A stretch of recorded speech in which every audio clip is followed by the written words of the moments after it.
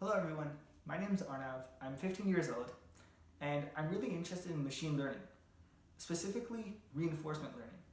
So reinforcement learning is basically teaching a machine how to do something by having it interact with an environment. It's almost like teaching a baby how to walk, right? It gets up, takes a few steps, falls down, and learns from that experience. And then next time when it gets up, it takes 4 steps instead of 2, and so on. It just keeps getting better and better and better. And these sort of algorithms have amazing potential. Like in the past, using these algorithms, we've had them play extremely complex games like Go, like DeepMind with AlphaGo, or Atari games, or even drive cars. Now these are all like domains which were previously thought to have been exclusive to humans.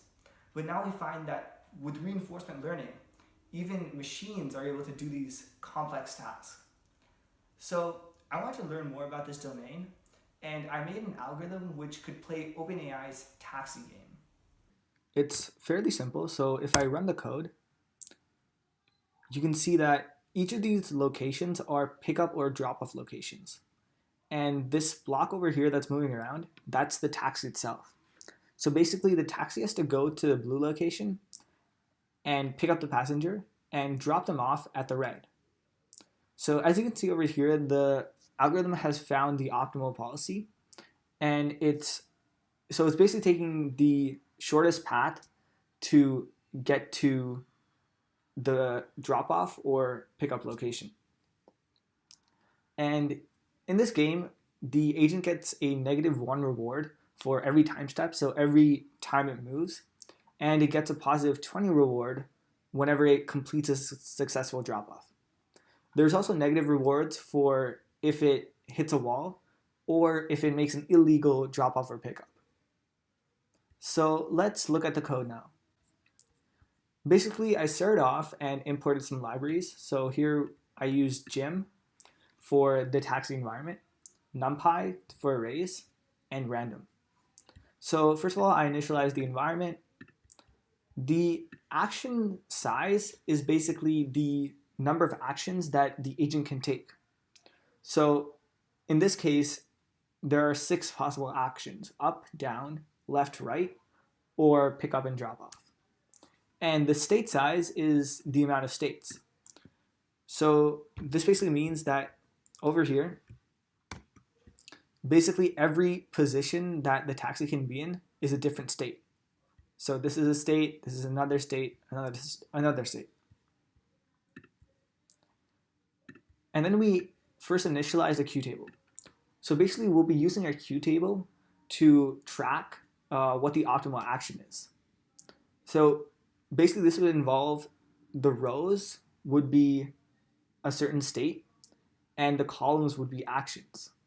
And I'll explain that a little more later when we look at how we'll update our Q table. So then I initialize some hyperparameters: total rewards. This is for testing the agent, maximum number of steps, learning rate, discount. And we'll be using an epsilon greedy strategy. So this is the main training component. We start off initializing the environment. So this basically gives us a completely random new state. The done value basically indicates whether the episode is done or not. So if a successful drop-off has been completed or not. And then, so this loops over every episode. And first of all, we get this number, which is a random value between 0 and 1.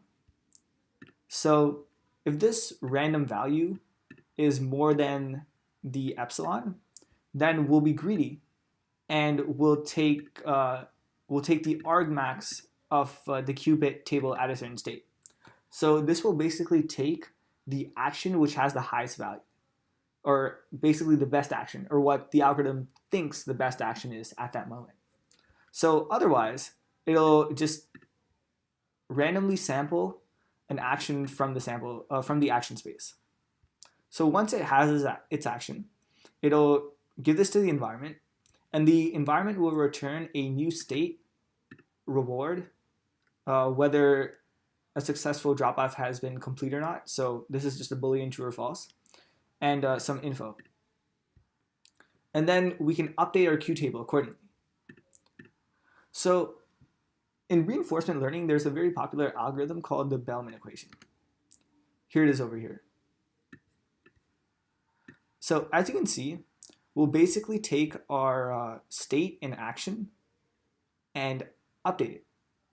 So we'll take the expected cumulative reward in the future plus the reward we currently got. So this is the reward we just got, RT plus 1. So we just moved, that's our reward.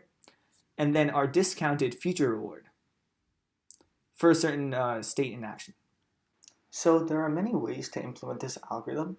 If we wanted to get a very accurate representation of the value of taking a certain action in a certain state, we could use Monte Carlo learning, but instead we'll be using TD learning because that tends to be more efficient, although it can be biased.